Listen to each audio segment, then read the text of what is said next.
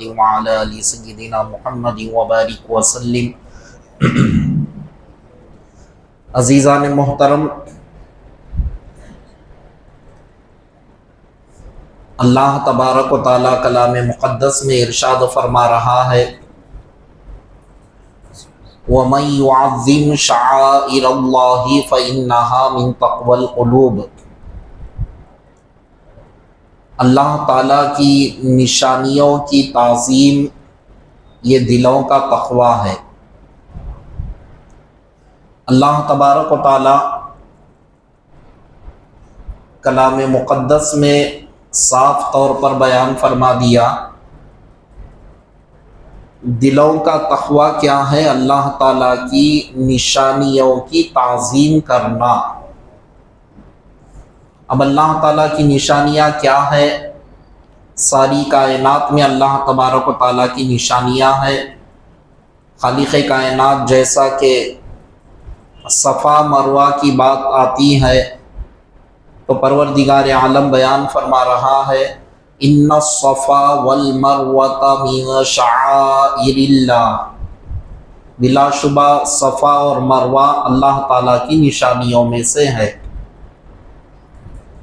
تو جو نشانی اللہ تبارک و تعالیٰ کی ہے اس کی تعظیم کرنا یہ دلوں کا تقویٰ ہے۔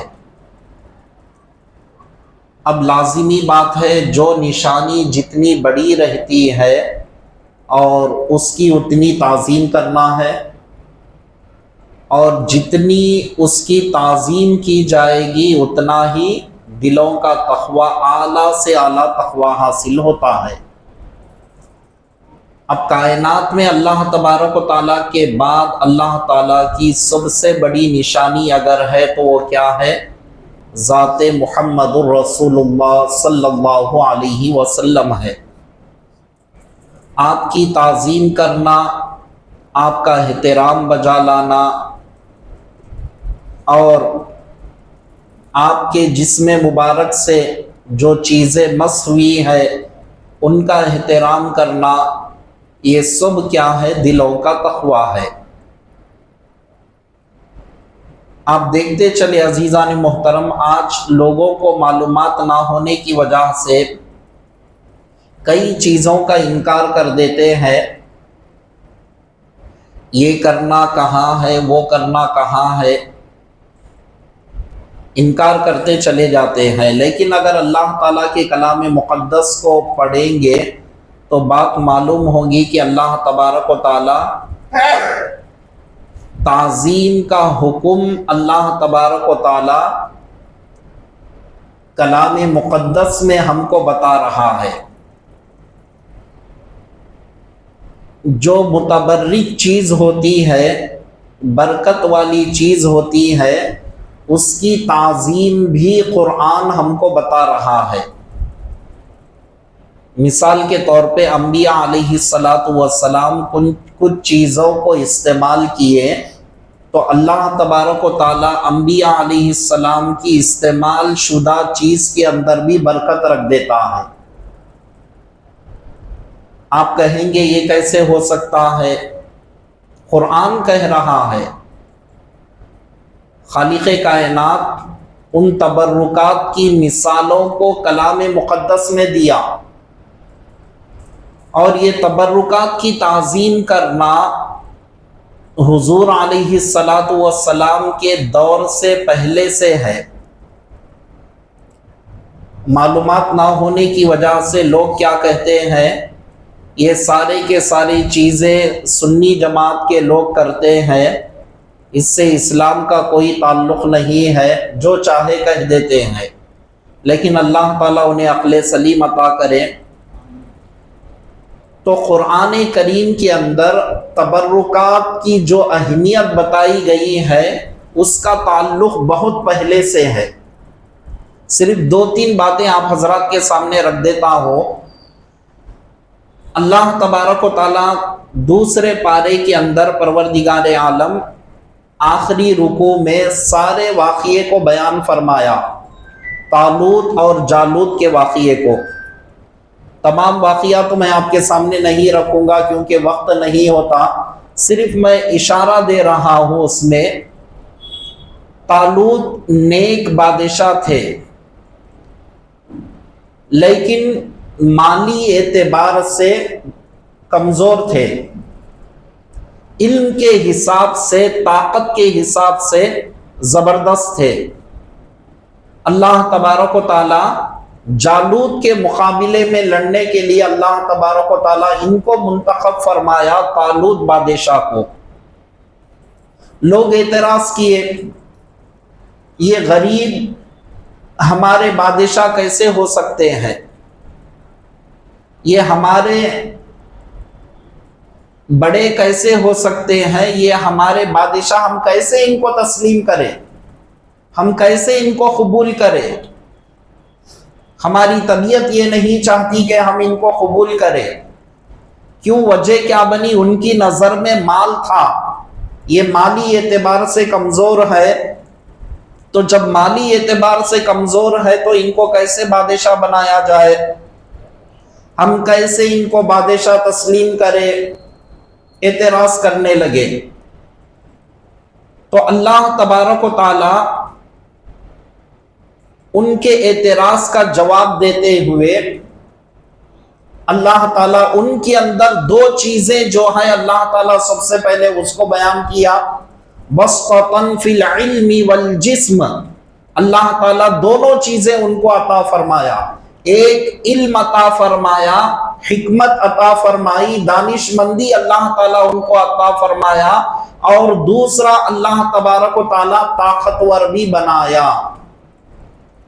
اب یہ دونوں چیزیں بادشاہ کے اندر ضروری ہوتے ہیں، اللہ تعالیٰ یہ دو چیزیں ان کو عطا فرمایا. پھر اعتراض کرنے لگے ہم بادشاہ کیسے تسلیم کریں، بادشاہ کیسے مان لے، ہمارے پاس کچھ نہ کچھ نشانی ہونا چاہیے. تو اللہ تبارک و تعالیٰ ایسا انتظام فرمایا کہ خالق کائنات کلام مقدس میں اس منظر کو بیان فرمایا، ان کے بادشاہ ہونے کی نشانی یہ ہے تابوت سکینہ ان کے پاس فرشتے اٹھا کر لائیں گے اور ان کے سامنے رکھیں گے.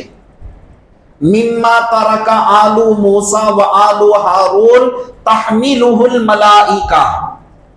وہ تابوت سکینہ کیا ہے؟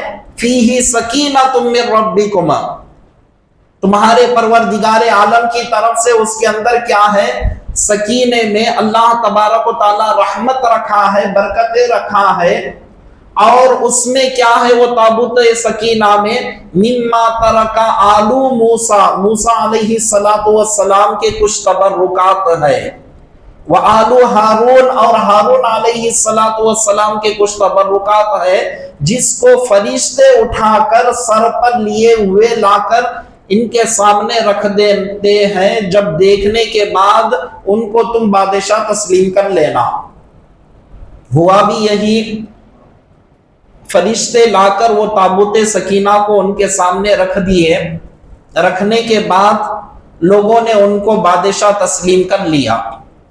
اور جب وہ تابوت سکینہ کو کھول کر دیکھا گیا تو تابوت سکینہ کے اندر کیا تھا؟ حضرت موسیٰ علیہ السلام کے نالین اور چپل، اور آپ کے امامہ شریف، اور ہارون علیہ السلام کے کچھ تبرکات، کچھ آسمانی کتابوں کے کچھ نسخے، اور موسیٰ علیہ السلام کا عصا وغیرہ کچھ تبرکات اس کے اندر تھے.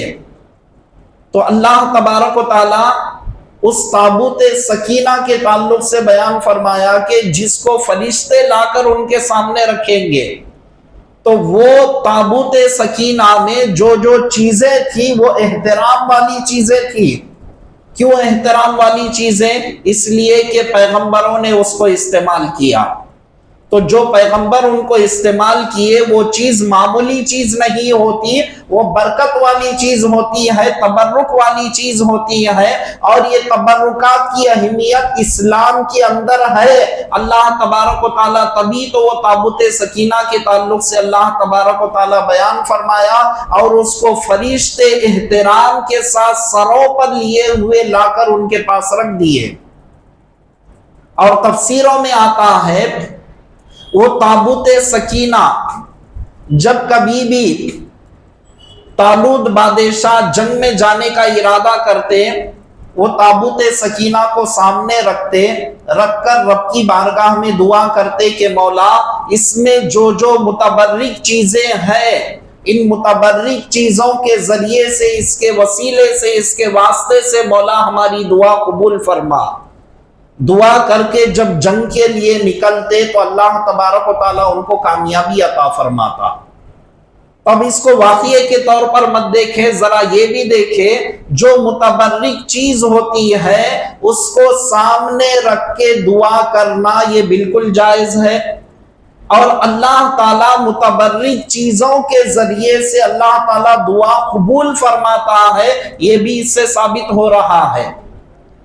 तो पता क्या चला, हुजूर अलैहिस्सलातु वस्सलाम के दुनिया में तशरीफ लाने से पहले तबर्रुकात का सिलसिला कुरान करीम के अंदर अल्लाह तबारक व तआला उन वाक़ियात को बयान फरमाया, उसकी अहमियतों को अल्लाह तबारक व तआला बयान फरमाया, और इसकी अहमियत पिछले पैगंबरों के ज़माने से चलते हुए आ रही है।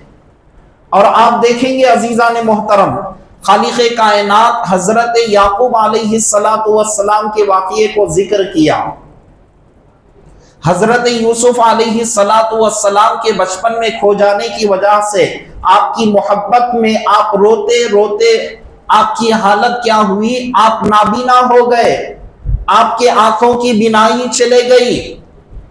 तो एक दौर आया, एक दौर आने के बाद अल्लाह तबारक व तआला हजरत याकूब अलैहिस्सलातु वस्सलाम को उसका इल्म दिया, आपके शहजादे बाहयात है ये इल्म दिया।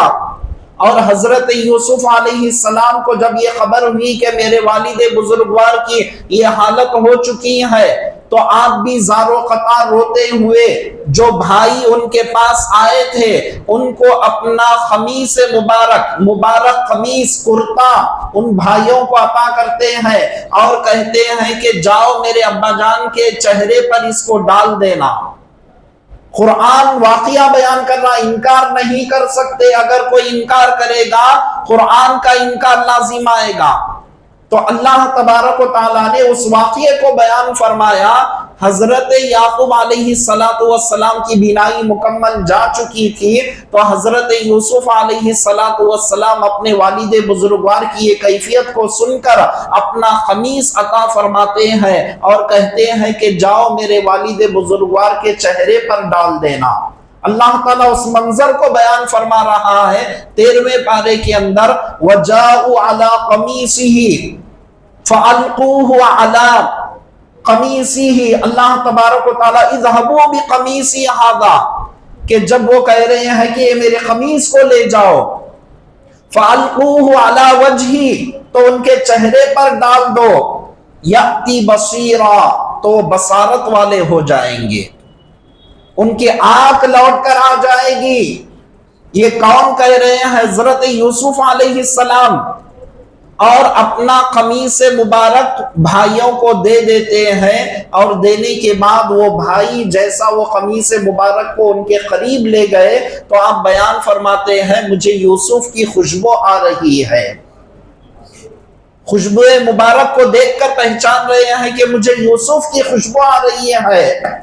और जैसा ही भाई करीब गए, जाने के बाद उस कमीज को आपके चेहरे मुबारक पर डाल दिए, तो अल्लाह तबारक व तआला वो कमीज की बरकत से अल्लाह तबारक व तआला उनको फिर से बिनाई अता फरमा दिया। एक कमीज क्या है अजीज़ान मोहतरम? पैगंबर के जिस्म को लगा हुआ कुर्ता। उस कुर्ते के अंदर अल्लाह तबारक व तआला इतना कमाल दे रहा है कि वो एक पैगंबर, वो भी पैगंबर कौन है? आपकी औलाद में है, आपके शहजादे हैं, आपके बेटे हैं। तो बेटे का खमीस, वालिद भी कौन है? मामूली हस्ती नहीं, वो भी पैगंबर, ये भी पैगंबर।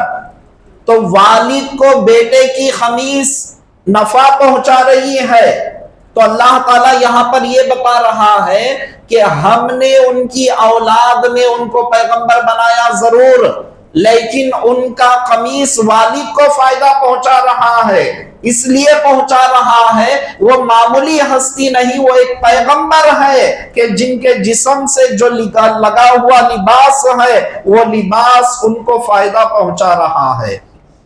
اب آپ اندازہ لگائیں یہ کن کی بات ہے؟ دیگر پیغمبروں کی بات ہے۔ ایک پیغمبر کا قمیص ایک پیغمبر کے اوپر ڈالنے سے بینائی آ رہی ہے، برکتیں مل رہی ہے، تو آپ اندازہ لگائے اللہ تبارک و تعالی جب دیگر پیغمبروں کے تبرکات کا یہ اثر ہے تو محمد الرسول اللہ صلی اللہ علیہ وسلم کے تبرکات کا کیا اثر ہوگا؟ ہم اندازہ نہیں لگا سکتے عزیزان محترم۔ آپ دیکھتے چلے جائے روایتوں کو، آثار مبارک کی ہم زیارت کرتے ہیں، یہ کہاں سے ثابت ہے؟ بخاری پڑھیں گے تو معلوم ہوگا کہاں سے ثابت ہے۔ آج کل لوگوں کو بخاری کا جو بخار چڑھا ہوا ہوتا ہے وہ کہتے ہیں بخاری میں کہاں ہے، بخاری میں کہاں ہے۔ بخاری پڑھیں گے تو معلوم ہوگا کہ بخاری میں کہاں ہے۔ حضور علیہ الصلاۃ والسلام حجۃ الوداع کے موقع پر سارے ارکان ادا کرنے کے بعد، قربانی دینے کے بعد، حلق کرانے کے لیے جب ارادہ فرماتے ہیں،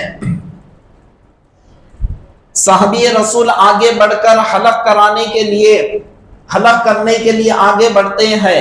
صحابہ اکرام کا مجمع کیسا تھا؟ سیدھی جانب اور بائیں جانب لمبی قطار لگائے ہوئے کھڑے ہو گئے، اور حضور علیہ الصلاۃ والسلام کی عادت شریفہ تھی اپنے سر مبارک میں بیچ کی مانگ نکالا کرتے تھے۔ تو صحابی رسول جیسا ہی سیدھی جانب کے بال کو نکالتے ہیں، بخاری شریف کی حدیث پاک میں آتا ہے حضرت ابو طلحہ رضی اللہ تعالیٰ عنہ کو وہ بال مبارک عطا فرماتے ہیں، اور فرمانے کے بعد حضور علیہ السلام بیان فرماتے ہیں اقسمہ بین الناس، اس کو صحابہ کے درمیان تقسیم کر دو۔ اب صحابہ کے درمیان میں وہ زلف مبارک کے بال کو تقسیم کیا گیا، اور جیسا ہی بائیں طرف کے بال مبارک کو حلق کیا جاتا ہے تو بائیں مبارک کے جو بال تھے، بائیں طرف جو صحابہ کی قطار کھڑی ہوئی تھی، وہ صحابہ کے درمیان میں ان کو تقسیم کیا جا رہا ہے۔ اب اس کے بعد حدیث پاک کی شرح کرتے ہوئے بیان فرماتے ہیں صحابہ کی اتنی تعداد تھی جب ان کے درمیان میں تقسیم کیا جا رہا تھا تو صحابہ کرام کو کسی کو 2، کسی کو 3، کسی کو 1، اس طرح سے زلف مبارک کے بال مل رہے تھے۔ اب اندازہ لگائیں عزیزان محترم، تو صحابہ کتنی تعداد کے اندر کھڑے ہوئے تھے اس سے اندازہ لگایا جا سکتا ہے۔ 1-2 صحابہ نہیں، قطار کھڑی ہوئی ہے لمبی لمبی، بال مبارک ایک ایک کو کتنے مل رہے ہیں؟ کسی کو 3، کسی کو 2، کسی کو 1، اس طرح سے مل رہے ہیں۔ تو وہ صحابہ کرام رضوان اللہ تعالی علیہ مجمعین وہ بال مبارک کو اپنے پاس رکھتے اور رکھ کر اس سے فائدہ حاصل کرتے۔ اب وہ کیسے فائدہ حاصل کر رہے ہیں یہ بھی سن لے۔ مسلم شریف کے اندر حدیث پاک ہے، بخاری میں ہے کہ حضرت ام سلمہ رضی اللہ تعالیٰ عنہ اس موئے مبارک کو کیا کرتی ہے؟ ایک چاندی کی نلی بناتی ہے، چاندی کا ایک گھٹا، ہماری زبان میں کہا جائے تو ایک گھٹا چاندی کا بناتی ہے، اس میں حضور علیہ السلام کے آثار مبارک رکھ دیتی ہے۔ اور ان کا کام کیا ہے؟ جب بھی کوئی بندہ کوئی شکایت لے کر جاتا پیٹ کے درد کی، سر کے درد کی، تو کچھ نہیں کرتی، وہ چاندی کے نلی میں حضور علیہ السلام کے جو آثار مبارک ہے وہ پانی میں بھگو کر ان کو دے دیتی اور کہتی کہ یہ پانی کو پی لو۔ جیسا ہی مریض وہ پانی کو پی لیتا مکمل اس کے پیٹ کی بیماری دور ہو جاتی تھی۔ روایتوں میں ہے، آج کل کی کتابیں نہیں عزیزان محترم، صحابہ کرام نے، صحابیات نے جو عمل کیا وہ ہو بہو احادیث کے اندر یہ ساری چیزیں موجود ہے، کوئی انکار نہیں کر سکتا۔ صحابہ اکرام بیان فرماتے ہیں جب میرے پیٹ میں تکلیف ہوتی تو میری زوجہ کیا کرتی، سیدھا سیدھا ام سلمہ رضی اللہ تعالیٰ عنہ کے پاس ایک کٹورے میں پانی لے جانے کے لیے کہتی، میں ایک کٹورے میں پانی کو لے جاتا، لے جانے کے بعد وہ کیا کیا کرتی، آثار مبارک کو اس میں ہلا کر دے دیتی اور کہتی کہ یہ پانی کو پی لو، تو جیسا ہی میں وہ پانی کو پی لیتا میرے پیٹ کی تکلیف دور ہو جاتی۔ تو اس طرح سے آثار مبارک سے، تبرکات سے حضور علیہ السلام کے برکتیں حاصل کیا کرتے تھے صحابہ صحابیات۔ اور آپ دیکھیں عزیزان محترم، ایسے تبرک کے طور پر ان کو اپنے پاس رکھتے تھے۔ وہ تبرک کو رکھنے کے بعد صحابہ کرام اس کی اہمیت کو بھی بیان فرما رہے ہیں۔ اگر کوئی ہم سے پوچھے اس آثار مبارک کے تعلق سے تو بیان فرماتے ہیں یہ ہمارے پاس دنیا و ما فیہا سے بہتر ہے۔ کیا مطلب؟ یہ آثار کی اہمیت، یہ آثار کا وقار، یہ آثار کی عظمت ہمارے پاس ایسی ہے، دنیا جتنی ہے وہ ساری دنیا ایک طرف رکھ دیا جائے تو اس سے بھی بڑھ کر اس کی اہمیت ہمارے دلوں کے اندر ہے۔ تو یہ تھی تعظیم عزیزان محترم، یہ تھا ادب، یہ تھا صحابہ کا برکتیں حاصل کرنا۔ کیسے برکتیں حاصل کیا کرتے تھے آپ غور کرتے چلے۔ احادیث کے اندر آتا ہے حضرت خالد بن ولید رضی اللہ تعالیٰ عنہ، آپ کو کیا لقب حاصل ہے؟ سیف اللہ کا لقب حاصل ہے، اللہ کی تلوار۔ آپ کے پاس حضور علیہ السلام کے پیشانی مبارک کے چند بال تھے، وہ بال مبارک کو آپ نے کیا کیا، ٹوپی میں سی کر وہ ٹوپی کو آپ جنگ میں جب بھی جانا ہوتا وہ ٹوپی سر پر پہن کر تشریف لے جاتے۔ ایک مرتبہ جنگ میں چلے گئے، جانے کے بعد ایک بڑے پہلوان سے آپ کا مقابلہ ہو گیا۔ روایتوں میں آتا ہے نستور نامی ایک طاقتور، زبردست طاقتور پہلوان تھا، اس سے مقابلہ ہو رہا ہے۔ اچانک آپ گھوڑے سے نیچے تشریف لائے، آپ کی ٹوپی مبارک سر سے جدا ہو گئی۔ قریب تھا کہ وہ طاقتور ظالم آپ کو ختم کر دے۔ آپ اپنی جان بچانے کے بجائے آپ اپنی زبان مبارک سے یہ کہہ رہے تھے کہ ٹوپی، میری ٹوپی کہاں ہے، مجھے میری ٹوپی لوٹا دو، میری ٹوپی مجھے لوٹا دو۔ تو صحابہ کرام یہ مجمع کو دیکھ کر، یہ منظر کو دیکھ کر پریشان ہو گئے۔ اتنا زبردست پہلوان آپ کے سینے پر سوار ہونے آ رہا ہے، آپ کے سر مبارک کو تن سے جدا کرنے کے لیے آ رہا ہے، آپ کو اپنی ٹوپی کی پڑی ہوئی ہے، دو چار آنے کی ٹوپی تو ہوگا۔ وہ اندازہ نہیں لگا پا رہے تھے کہ یہ ٹوپی کیا ہے۔ خیر بہرحال صحابہ نے جیسا سنا، سننے کے بعد ٹوپی کو دیکھے، دیکھنے کے بعد فوری لا کر آپ کو دے دیتے ہیں۔ جیسا ہی وہ ٹوپی آپ پہن لیتے ہیں، وہ ظالم جو آپ پر حاوی ہونے والا تھا، آپ اس پر حاوی ہو جاتے ہیں اور اس کا کام تمام کر دیتے ہیں۔ اب اس کے بعد جنگ ختم ہو گئی، صحابہ کرام رضوان اللہ تعالی علیہم اجمعین پوچھنے لگے، اے خالد بن ولید رضی اللہ تعالیٰ عنہ، یہ تو بتائے ایسے ظالم سے آپ کا مقابلہ ہو رہا تھا، ایسے طاقتور سے آپ کا مقابلہ ہو رہا تھا، تو آپ ایسی صورت میں ظالم کو مارو اگر حکم دیتے، یا تیر و تلوار میرے ہاتھ میں دو اگر حکم دیتے، یا کچھ اور حکم دیتے تو بات عقل میں آتی تھی، لیکن ایسے وقت پر بھی آپ نے ٹوپی مجھے دے دو، ٹوپی مجھے دے دو کہہ رہے تھے۔ آخر وجہ کیا ہے؟ آپ کو دو چار آنے کی ٹوپی کے پیچھے آپ کیوں پڑے ہوئے تھے؟ تو آپ بیان فرماتے ہیں کہ سنو، تمہاری نظروں میں وہ ٹوپی کی قیمت دو چار آنے ہے، لیکن میری نظر میں اس ٹوپی کی قیمت سب سے بڑھ کر ہے، اس لیے کہ وہ ٹوپی معمولی ٹوپی نہیں ہے، اس ٹوپی کے اندر حضور علیہ السلام کے آثار مبارک ہے، اور وہی ٹوپی میں جس جنگ میں جایا کرتا ہوں میری کامیابی کا سبب بن جاتی ہے۔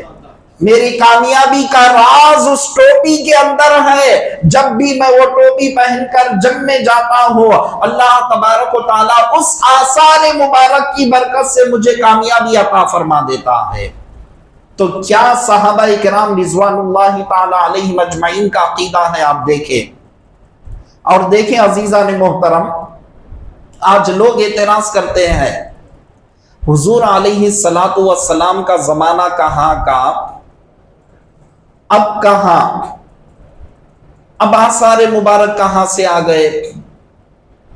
وجے واڑے کے اندر ماروتی نگر کی مسجد میں بتا رہے ہیں، روکل پالم کی مسجد میں فلاں جگہ یہ کہاں سے آ گئے؟ اعتراض کرتے ہیں۔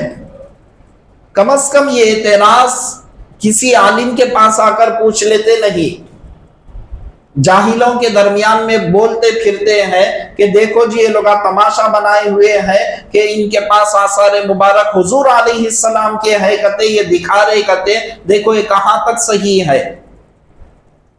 اصل ذرا حقیقت پر غور کریں، صحابہ کے درمیان میں جب یہ آثار تقسیم ہوئے، میں بالکل مختصر جواب دے رہا ہوں آپ کو، صحابہ کے درمیان میں تقسیم ہو گئے۔ صحابہ کی تعداد کتنی تھی؟ انگنت صحابہ۔ ایک صحابہ کو کتنے مل رہے ہیں؟ 2 یا 3 مل رہے ہیں۔ اس سے صحابہ کی کثرت کا اندازہ لگایا جا سکتا ہے۔ اب وہ صحابہ کیا کیے؟ تابعین کو عطا فرمائے، تابعین سے تبع تابعین، اس طرح سے آثار مبارک دنیا کے اندر پھیلتے ہوئے چلے گئے۔ اور کسی کے پاس اگر ایک آثار مبارک ہے تو وہ آثار مبارک کا معجزہ یہ ہے کہ اللہ تبارک و تعالی چند سالوں میں وہ آثار مبارک کو اور طویل کر دیتا ہے اور بڑے کر دیتا ہے، اور وہ آثار مبارک میں سے شاخ نکلنے لگتی ہے اور دوسرے آثار نکلنے لگتے ہیں۔ یہ حضور علیہ السلام کے آثار شریفہ کا معجزہ ہے زندہ۔ یہ آثار مبارک ہم کو یہ بتا رہے ہیں ہم مصطفیٰ کے جسم مبارک سے بظاہر جدا تو ہے، لیکن ہماری زندگی کا عالم یہ ہے آج بھی ہم مرے نہیں ہیں، آج بھی ہمارے اندر اللہ نے وہ قوت، وہ زندگی بخشی ہے، آج بھی ہم بڑھتے رہتے ہیں، ہمارے اندر سے شاخ پھوٹتے رہتے ہیں۔ آثار مبارک زندہ ہم کو یہ ثبوت دے رہے ہیں۔ تو جو لوگ یہ کہتے ہیں کہ معاذ اللہ حضور علیہ السلام کیا ہے جی مر کر مٹی میں مل گئے، معاذ اللہ، یہ بالکل بدعقیدگی ہے۔ ایسی بدعقیدگی سے ہر ایمان والے کو بچنے کی ضرورت ہے۔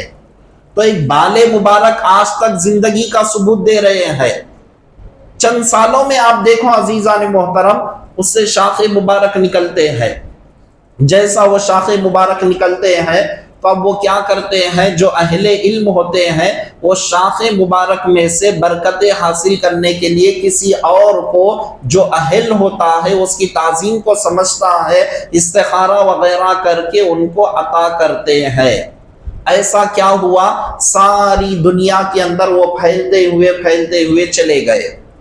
تو آج کیسے یقین کرے؟ تو لوگ کہتے ہیں تو آج زندہ معجزہ اس کے اندر ظاہر ہونے لگتا ہے۔ جب یہ زندے معجزات اس میں ظاہر ہونے لگتے ہیں تو اب انکار کی کوئی گنجائش باقی نہیں ہے، انکار اب نہیں کیا جا سکتا۔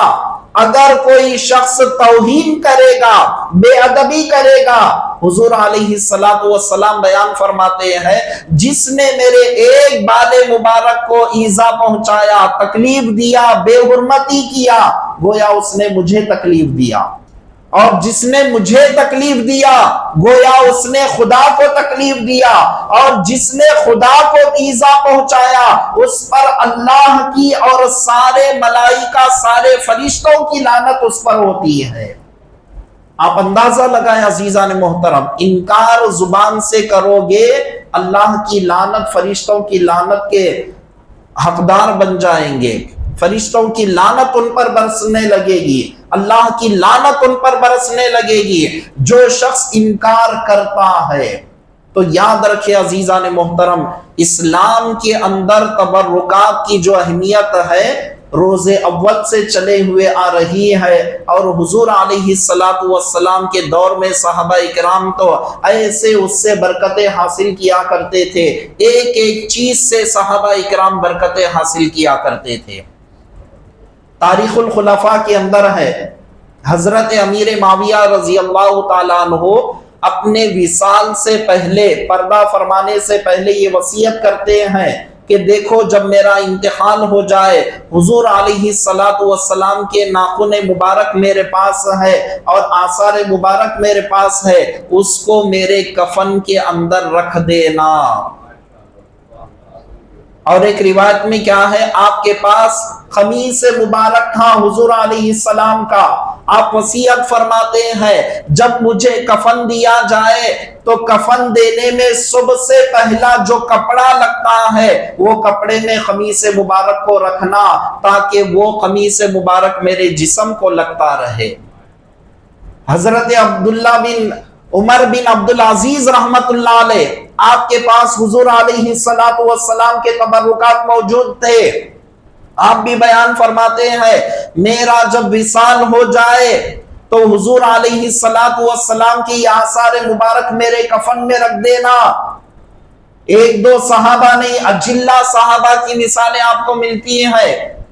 حضرت ام سلیم رضی اللہ تعالی عنہا، حضور علیہ السلام دوپہر میں کھانے کے بعد کچھ دیر آرام کیا کرتے تھے، جس کو خیل اللہ کہا جاتا ہے حدیث پاک میں۔ تو ام سلمہ رضی اللہ تعالیٰ عنہ بیان فرماتی ہے میں ایک چمڑے کا بستر تیار کی جس پر حضور علیہ السلام آرام فرماتے تھے، تو سرکار دو عالم صلی اللہ علیہ وسلم جیسا ہی وہ چمڑے کے بستر پر آرام فرماتے، کروٹ بدلتے تو جسم مبارک سے جو پسینے مبارک نکلتا میں اس کو لے کر شیشی کے اندر جمع کر لیتی اور میں اس کو خوشبو کی طرح استعمال کرتی۔ ایک مرتبہ حضور علیہ السلام مجھے دیکھ لیے اور فرمانے لگے اے ام سلیم تم شیشی میں کیا جمع کر رہی ہو؟ تو میں عرض کرتی ہے کہ آقا میں شیشی کے اندر آپ کے پسینے مبارک کو جمع کر رہی ہوں، تو بتاؤ کیا وجہ ہے؟ تو یا رسول اللہ میں اس کو خوشبو کی طرح استعمال کرتی ہوں۔ پھر اس کے بعد آپ دیکھیں حضرت انس رضی اللہ تعالیٰ عنہ جلیل القدر صحابی رسول ہے، آپ کے وصال مبارک کے وقت آپ بیان فرماتے ہیں سنو میری وصیت یہ ہے جب میرا انتقال ہو جائے مجھے کفن پہنایا جائے، کفن پہنانے کے بعد میرے کفن پر جیسا دیگر خوشبو لگاتے ہیں چاہے لگاؤ یا نہ لگاؤ، لیکن حضور علیہ السلام کا پسینے مبارک میرے کفن پر لگا دینا۔ کون بیان فرما رہے؟ حضرت انس رضی اللہ تعالیٰ عنہ یہ وصیت کر رہے ہیں میرے وصال کے بعد مصطفیٰ جان رحمت صلی اللہ علیہ وسلم کے پسینے مبارک کو میرے کفن پہ لگا دینا۔ آپ دیکھیں عزیزان محترم یہ تمام چیزیں کیوں کر رہے ہیں؟ اس لیے کر رہے ہیں کہ وہ برکتیں، وہ نصرتیں قبر میں بھی ہمارے لیے آ جائے، تاکہ وہ قبر ایک ایسا اندھیرا گڑھا ہوتا ہے، سارے سہارے جہاں پر ٹوٹ جاتے ہیں وہاں پر اس مقام پر وہ برکتوں کا وہ فیوز و برکات ہم پر جاری ہو جائے۔ یہ صحابہ اکرام کے عقیدے تھے۔ عزیزان محترم آپ احادیث کا مطالعہ کریں گے تو کبھی یہ انکار نہیں کریں گے کہ صحابہ اکرام تبرکات سے کیسے برکتیں حاصل کیا کرتے تھے، کبھی تبرکات کا انکار نہیں کیا جا سکتا۔ اجلہ صحابہ اس طرح سے کیا کرتے تھے۔ سرکار دو عالم صلی اللہ علیہ وسلم کی خدمت میں ایک خاتون آتی ہے، ایک چادر مبارک لا کر آپ کی بارگاہ میں پیش کرتی ہے، یا رسول اللہ یہ میری طرف سے ہدیہ ہے۔ سرکار دو عالم صلی اللہ علیہ وسلم خوشی خوشی اس کو قبول فرماتے ہیں۔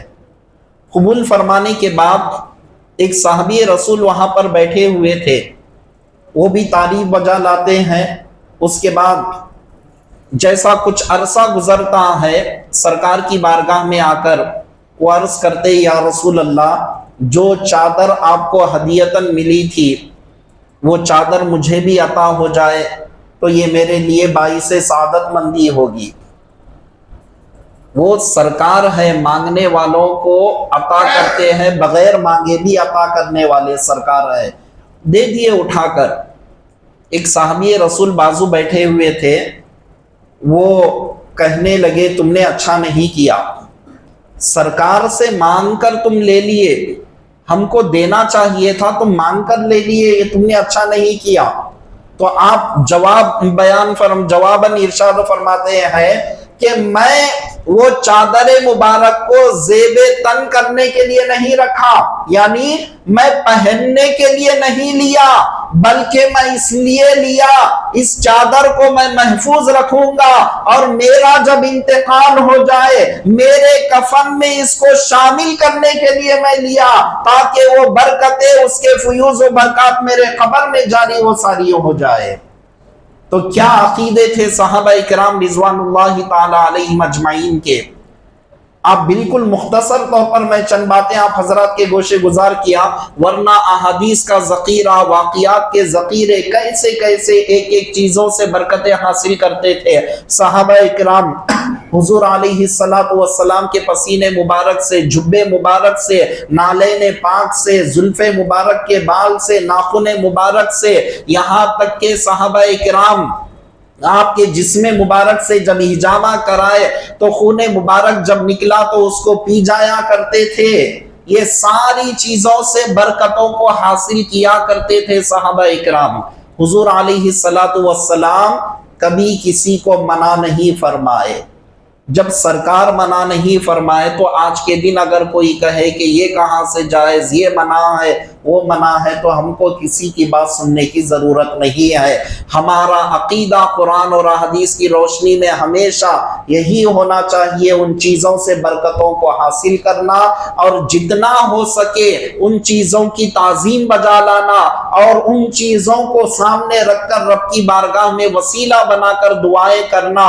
جو جو چیزیں اسلام کے اندر جائز ہے اس طرح سے ہم کو کرنا اور عقیدہ رکھنا قرآن اور حدیث کے مطابق یہ ہمارے لیے ضروری ہے۔ اللہ تعالیٰ کی بارگاہ میں دعا ہے کہ پروردگار عالم ہم تمام کو تبرکات کے تمام فیوز و برکات سے ہم سب کو مالا مال فرما، صحیح طور پر تعظیم بجا لانے کی توفیق عطا فرما۔ واسطہ سرکار دو عالم صلی اللہ علیہ وسلم کا برحمتک یا ارحم الراحمین، والحمد للہ رب العالمین۔